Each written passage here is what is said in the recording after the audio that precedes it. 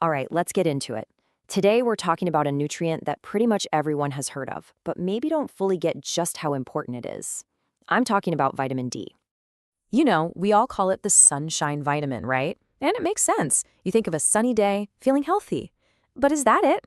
Is a little bit of sun really the whole story? Well, as you're about to find out, the real story of vitamin D is so much more complex and honestly, it's pretty fascinating. So first things first, let's start with what vitamin D is famous for.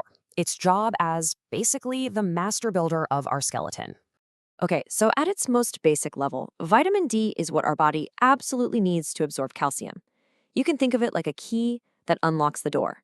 Without that key, all the calcium you get from food just can't get into your bones where it's needed. But here's a wild fact. It's not really a vitamin. It's technically a prohormone, which means our body turns it into a super powerful hormone. And that right there is a huge clue that its job goes way beyond just bones. So what happens when you don't have enough of this key? Well, the results are pretty serious. For kids, a deficiency can cause rickets, which leads to soft, weak, and even deformed bones. For adults, you get a similar thing called osteomalacia, which brings on bone pain and muscle weakness. Plus, not having enough dramatically raises your risk for osteoporosis down the line. And I want to be clear, this is not some rare fringe issue. We're talking about a global scale problem. It's estimated that over 1 billion people, that's billion with the B, worldwide have a vitamin D deficiency. That makes it one of the most widespread nutritional issues on the entire planet.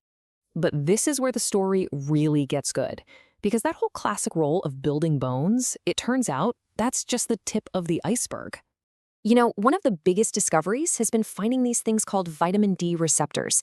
Think of them like tiny little keyholes or docking stations for the vitamin.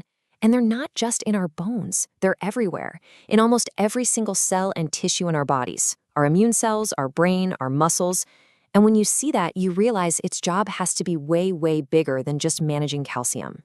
And it is. It turns out vitamin D is a massive player in so many critical systems. It helps our muscles move properly, it helps our nerves carry messages from the brain all over the body, it helps regulate how our cells grow, and it's key for taming inflammation. And maybe the biggest one of all, it's absolutely crucial for our immune system. Its role in immunity is just so incredibly smart, it kind of acts like a master conductor. On one hand, it ramps up our body's first line of defense against germs like bacteria and viruses, but at the exact same time, it tells the other part of our immune system, the part that can go haywire in autoimmune diseases, to just calm down. So it's like hitting the gas and the brake at the same time, perfectly. Okay, so this brings us to the big practical question, right? If this stuff is so important, where do we get it? And basically, you've got 3 main options: the sun, your food, or a supplement. Yep, those are the big 3.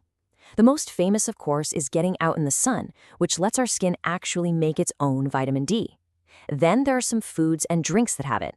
And finally, you can get it from dietary supplements. So let's compare the 2 main sources head to head.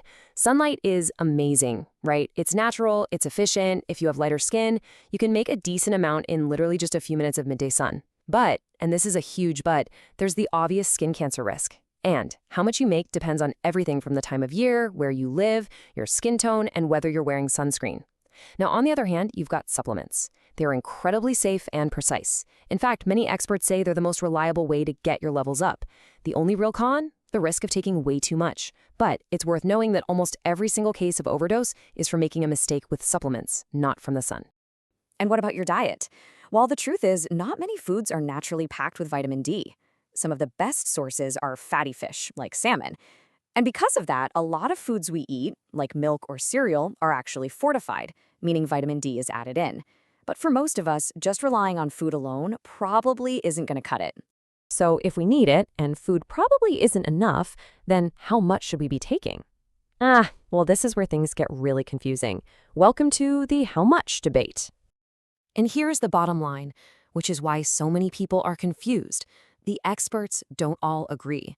There is no single universally accepted number for how much vitamin D we need every day, or what our blood levels should be.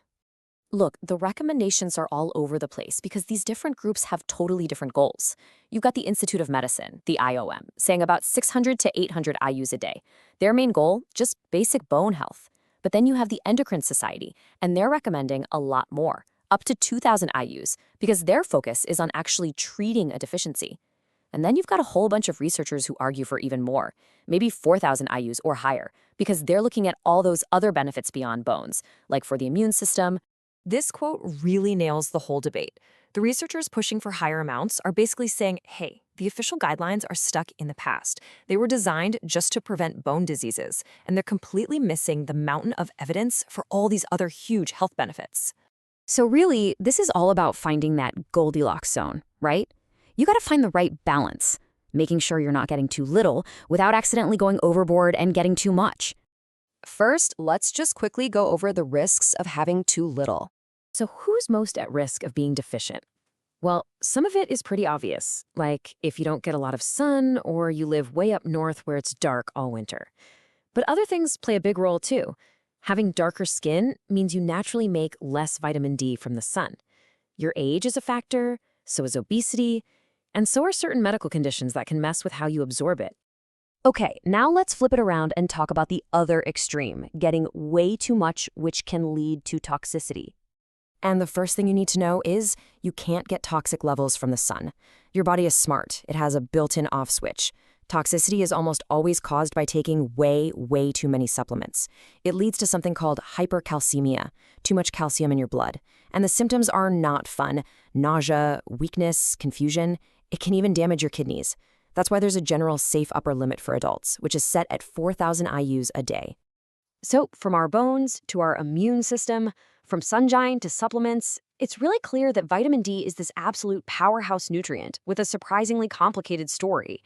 And with deficiency being so common and all this debate about how much we really need, maybe the biggest takeaway is this: your own vitamin D level shouldn't be a mystery. Finding out where you stand might just be a really important conversation to have.